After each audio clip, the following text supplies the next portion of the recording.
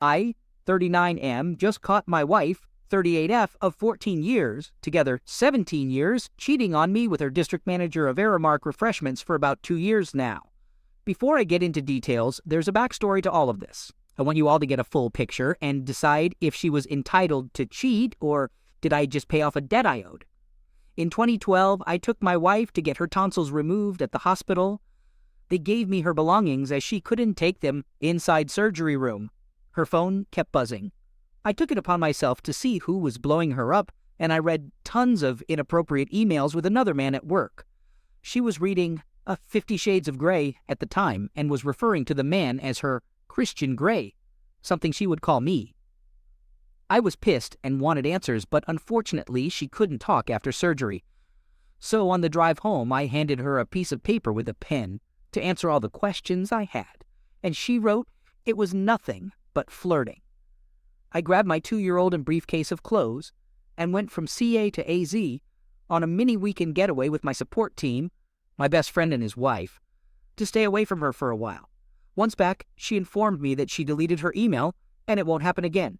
Fast forward a few years and I just could never get over the fact that she would betray me the way she did. I wanted to get even and felt that it was the only way to move forward from it. I met a client who showed me some attention. We started texting, and while my wife would go out with her friends and party, I would secretly leave my son with my mom and go see this woman. We had an affair and eventually fell in love with this other woman. After about 9 months, my affair partner tells me she's pregnant. First thing that came to my head was playing Usher's confession song and actually confessing to my wife, which I did. She took it pretty well as she told me she had an idea and that God was preparing her for that moment. I told her that I wanted a divorce and would like to start a new life with this other woman. She told me that we can work things out, to go to church more and get therapy from the pastor, and all should be great. How could I say no to that? I had to break the news to the pregnant AP, who was under the impression that we were going to start a new life together, the bad news that we weren't. Fast forward a few months, and I find out my wife is now pregnant, 3 months apart from AP. She wanted to feel more secured over the other woman, so she basically forced us to have another child together. It's December 2014, and I went from having 1 kid to 3 kids in a blink of an eye. It's been crazy, but I'm there for all my kids. Now let's jump over to present time. Wife and I have had our fair share of bumps on the road, but I truly am loving the way we are raising our beautiful children. I have come a long way and have been faithful and committed to rebuilding our relationship. I go out of town for work from time to time, as does she. Just found out that for the last 2 years, she's been having this affair with her boss. Every happy hour event after work, every time she spent doing overtime, every trip to San Diego or Valentine's Day in Portland. He was there keeping her warm in a hotel room. Here's how I found out. She went for drinks after work and I asked, "What time do you plan on being home?" She tells me 9 p.m. 9 p.m. comes around and she's nowhere in sight. I call her and nothing. I get a text with a picture of her girl coworker and it's informing me that she's just grabbing a few more drinks before heading out. I found it so weird that she could text me but can't give me a call. I zoom into the picture into a napkin that was on the table and see where she's at. I drive 45 minutes from home to look for her, and there she is, at the bar with her boss with his arms around her. I walk up and they were both shocked to see me. She was quick to say, "Okay, bye." I'm like, "Bye, but I just got here. Did I interrupt something?" She proceeds to tell me she's closed up her tab and she's leaving. I stay with her boss. The boss is drunk at this point, and he's talking to me about his wife. He tells me that she doesn't pay any attention to him and how they do whatever they want. This is the first time I meet this guy, and he's getting personal. He asks me if I've ever caught my wife cheating, and I proceed to let him know that I haven't, but if I do, it wouldn't be a pretty sight. He orders another drink, and I see my wife calling him on his phone multiple times. I found that very odd. In the middle of his drink, he gets up and leaves to what I thought was the bathroom, but he actually leaves the bar. I take off home and have tons of questions for my wife.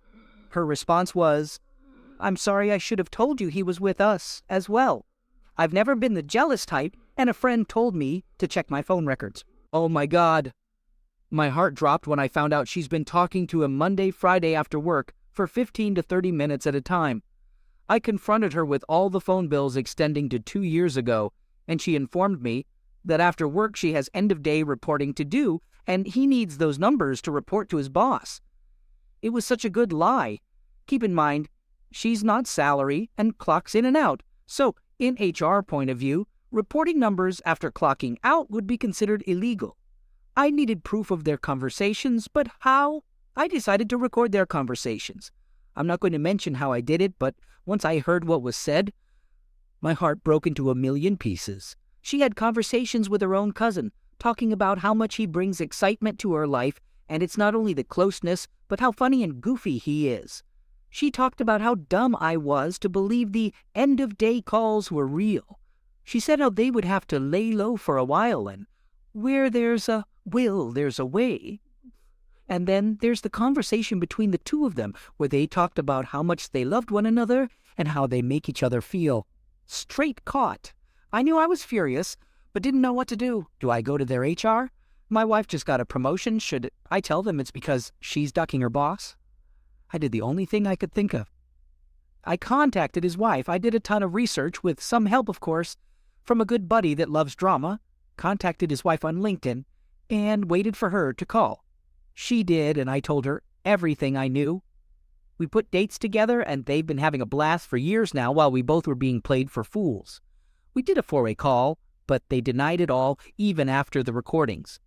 They both finally came clean. Now I have to ask myself, do I stay for the kids or leave her because my debts from my wrongdoings have been paid? She's begging for me back, but I've moved out and pick up the kids to take them to school every morning. She still works under him and swears it won't happen again, but how can I trust that after 2 years of loving another man? She let him in her heart and pants. Is this my chance to leave her and start a fresh new life, or do I stick around to make sure my kids grow up with an undivided family? After days of wrestling with my feelings, I finally decided what I needed to do. I had been betrayed, deceived, and lied to for 2 long years. The hurt was too deep, the wound too fresh.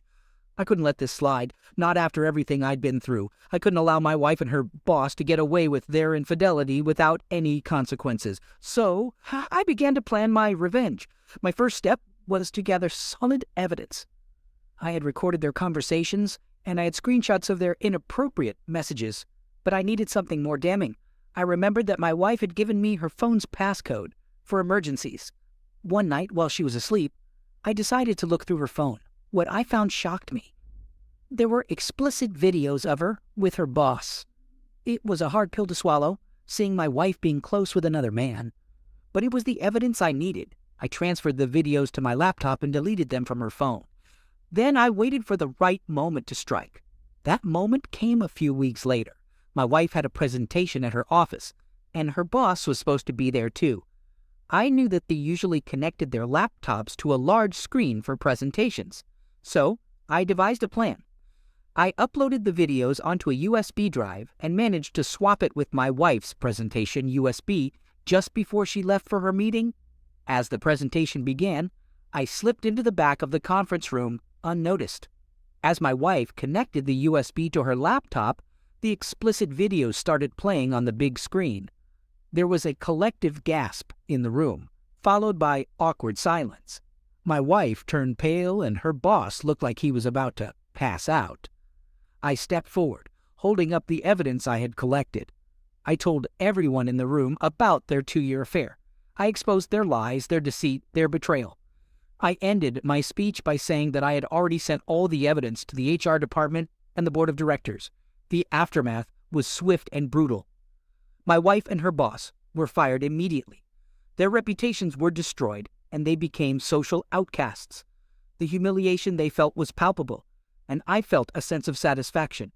I had finally gotten my revenge. I filed for divorce soon after.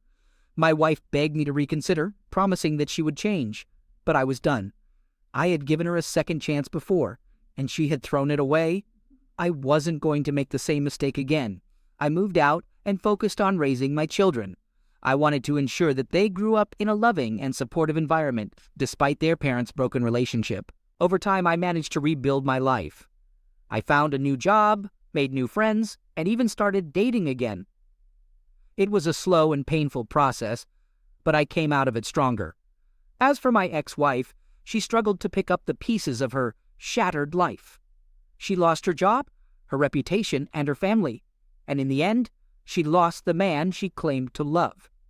My story serves as a warning to others. Cheating is a choice, not a mistake. It's a decision that has far-reaching consequences, not just for the cheaters, but also for the innocent parties involved. It destroys trust, breaks hearts, and shatters families, and no matter how well you think you've hidden your infidelity, the truth always comes out in the end. My wife, 30F, and I, 34AM, have been married for years. In that time, we had 2 kids, and I thought that I had the love of my life and best friend. We had what I thought was a great bed life and talked about everything together. I thought I would be with her until the day I passed. We married when we were young, and at the time, all she wanted to do was be a homemaker and mom. She had a couple part-time jobs off and on, but I was consistently the breadwinner. After having a couple kids, she suffered a lot of postpartum depression, and I was too young and inexperienced enough to encourage her to seek professional help. There were years where I would work a 10, 12-hour day, then come home and make dinner and take care of the kids, and then clean the house on the weekends, took care of all the laundry, and did all the grocery shopping. I was always picking up the pieces while she was trying to heal herself. Around 2019, she finally got help through a therapist and psychologist and was diagnosed bipolar 1. After our second child, she told me that when he started school, she wanted to go into nursing and work her way into being a midwife. I was very supportive, even saying she should start what schooling she can right away. I told her I would happily be the homemaker once her income supplemented mine. She started going to school, getting her CNA certificate, working part-time, and also going to school full-time. I again picked up all the pieces and worked full-time while being the homemaker. When she was home, she would just want to play games on her PC. Mid-2022, I was offered a huge promotion to move across the country. My wife and I talked about it, and it was just too good to turn down. While talking about this, she decided she wanted to take time off from working and school and focus on helping me and the kids through the transition. She told me that she knows there were years where I was holding everything together, and that she just wanted to try to start repaying me for that. We moved at the end of 2022. I was there first, and she followed with the kids a month later. Company paid for everything. She didn't even have to pack. The company paid a moving company to take care of everything. Now here is my failing. While I was down here, I did start going on OnlyFans and became obsessed, eventually spending about $2K. She found out while she was traveling to move here and was obviously hurt. We fought for about a month about this. My wife told me to delete it right away and never go back on it the night she found out. I complied, I deleted it, and haven't been on it since. After about a month, my wife seemed over my OnlyFans failing, and we were having a great time exploring and getting to know the new area. She was trying to learn some SQL and Power BI reporting while the kids were in school, saying she wanted a work-from-home job. She had also begun going to a local D&D game every Wednesday night at my encouragement. Side note, for about 3-4 years at this point, we had used the talks of swinging as foreplay. We were never super serious about it, but it was used as a turn-on in our bed life. My wife wasn't super into it at first, but eventually loved the idea of it. In late February of this year, while at a game night, my wife met a new man who invited her to a Star Wars tabletop game that happens every Friday. She came home and told me about it, and also said that this guy was super hot. I asked if she wanted to fool around with him, and she said, yeah, I wanted to talk more about it, to try to set ground rules in case anything happened, but she didn't want to talk about it too much. The first Friday came, and she hung out with him after. She asked me to make sure I was okay with it, and I said I was. I even encouraged it. But when she was with him, she handed him her phone, and he started snapping me videos and telling me she had a new daddy. I thought I'd love it, but I hated every second of it. When she got home, I told her how I felt and how I didn't want her to do it again. She said she was disappointed because she liked it, but said nothing was worth losing me. I asked if she would delete him from Snapchat and quit the game groups, and she agreed instantly. We fought here and there over that weekend, and on Sunday, She told me she was really upset that she was losing the gaming events. I agreed that she can go to the games, but asked that she not be alone with this other guy, and she agreed. Over the next month, we fought off and on. My self-confidence was shattered, and I was in need of her to build me up. But she didn't want to. About a month later on a Wednesday, she left our kids, 10 and 6, at home alone to go to D&D early. I told her she can't do that, and she just said the kids were fine. Later that night after D&D, she said she wanted to go out for drinks with one of her friends from the group. I said I'd rather she come home, but then she ignored all my texts and calls and didn't come home until 3 a.m. She had her location sharing on, and I saw her sitting in a random parking lot for about an hour at the end of the night. When she got home, I was furious at her for ignoring all my texts and calls. She told me she just wanted a night out with friends. The next morning, she told me that she had been seeing the other man for a month and loved him. She told me that she texted him inappropriate messages, hung out with him while the kids were in school and I was at work, and had him in our house. Within hours, she was telling me that there were much deeper problems in our marriage and that I'd lost my zest for life. She agreed to be done with the game nights and to have no contact with this other guy. I left that weekend to go home and be with family. While gone, she smashed all our glasses and plates and stated she did it instead of hurting herself. She also wanted to go to the gym while the kids were home, and I told her she can't leave them home alone. She responded by saying she was going to go smash more things. When I got home, she said she wanted to split up. I told her I want to work on us, but her mind was made up. About 3 weeks of constantly fighting later, I learned that she opened her own checking account, was applying for jobs, touring apartments, and had her mom put a lawyer on retainer for her. She said we were over. I told her she wins and that I'd leave. She thanked me, said she was so sorry for everything she did, and told me she'd try to make sure I see the kids as close to 50% as possible. I asked her to stay away from this other guy as a favor to me so I could keep my dignity, but she insisted none of this was about him. It was a Friday, and we sat the kids down, told them. They were devastated and cried for about an hour. After things had calmed down, I packed and left the house. I was going to stay with my cousin about 2 hours away. When I got to my cousin's house, I told her the whole story. She asked me what I wanted and what my gut was telling me to do. I told her I still loved my wife and wanted to fight for our marriage. She told me to do that. So I drove back home and called my wife ahead of time to tell her I needed to get something important to me, and then I'd leave. I came home and got my wedding ring. I told my wife I loved her and that I will always fight for us. She said nothing. She was cleaning the kitchen, which was unusual. I left to go back to my cousin's house and stopped for gas. While I was doing that, my Ring camera went off. I saw my wife move her car into our yard to make room in our driveway, and then she unplugged the Ring cameras. I called my oldest child to find out what was going on at home, and she told me my wife was having friends over to play games. Side note, the other guy runs these games. I came home, and no one was there yet from her game group. I came in the house, and my wife came racing to the door wearing makeup, which was unusual. When she saw it was me, she became unhappy and asked why I was back. I went to our kids' rooms and asked them to get socks and shoes on, that they were coming with me for the night. My younger child went right to the car, but my older child was confused by everything. My wife refused to let go of my older child and called the police. The police said there isn't anything they can do, but we needed to have a solution for the evening. I suggested me and the kids would stay there, and her friends wouldn't come over. My wife agreed. Once the police left, she said she hated me and asked when I was leaving. I told her I wasn't. She took the kids to her room and locked and barricaded the door. I just sat on the couch all night. The next morning, she took the kids to breakfast, and they never came back. I've also been served a summons to appear in court for her accusations of domestic issues. This week she has called me 6 times asking to meet with her lawyer and mediate. I've told her I can't until I have representation. She let me see my kids for an hour last night, in a food court mall, being supervised by her and her new friends. At the end, I asked if I could take the kids to church this Sunday, and she said no.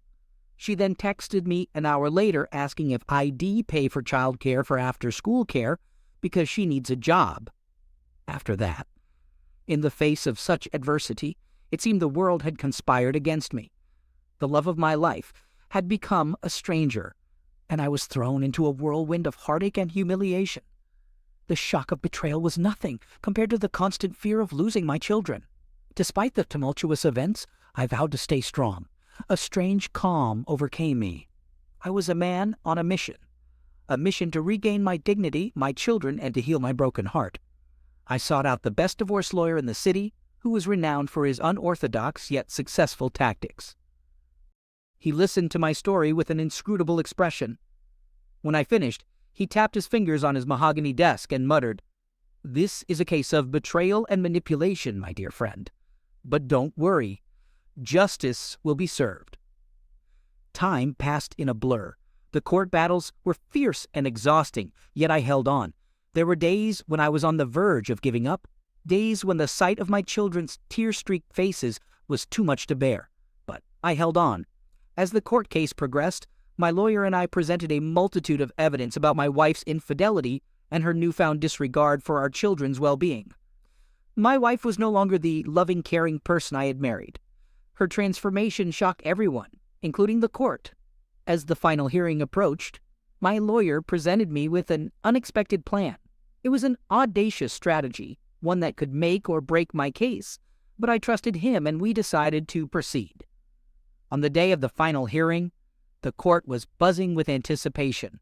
The room fell silent as my lawyer rose to present our final piece of evidence. He turned to the judge and said, "Your Honor, I request a recess of 1 hour. We have a witness who will shed new light on this case." The judge granted the request, and we waited. As the hour mark approached, the doors of the courtroom swung open. In walked a woman, her face hidden beneath a broad-brimmed hat. She seemed familiar, but I couldn't place her. As she lifted her hat and looked at me, I felt a jolt of recognition. It was the woman from OnlyFans, the one I'd spent so much money on. My heart pounded as I realized the gravity of the situation. She took the stand and began her testimony. She explained how she was an actress hired by my wife. My wife had discovered my activities on OnlyFans and had used it to manipulate me. The woman presented undeniable evidence, texts, emails, and recorded phone calls, revealing my wife's deceit. The courtroom was in an uproar. The judge called for order, but the murmurs continued. My wife looked at me, her face pale. She was trapped in her own web of lies. In the end, I was granted full custody of my children. My wife was ordered to undergo counseling and granted supervised visitation rights until she could prove she was a fit mother. I was vindicated, but the victory was bittersweet. Life moved on. I found a new job and a new home for my kids and me. My kids started healing from the trauma, and so did I. We found happiness and peace in our new life. I continued to hope that my wife would recover and once again be the woman I had loved. As for revenge, it wasn't about retaliation or inflicting pain. It was about unveiling the truth and securing justice. The unexpected way it unfolded had been a shock to everyone, including me. In the end, it was about preserving my dignity and safeguarding my children's future. And in that I found my revenge.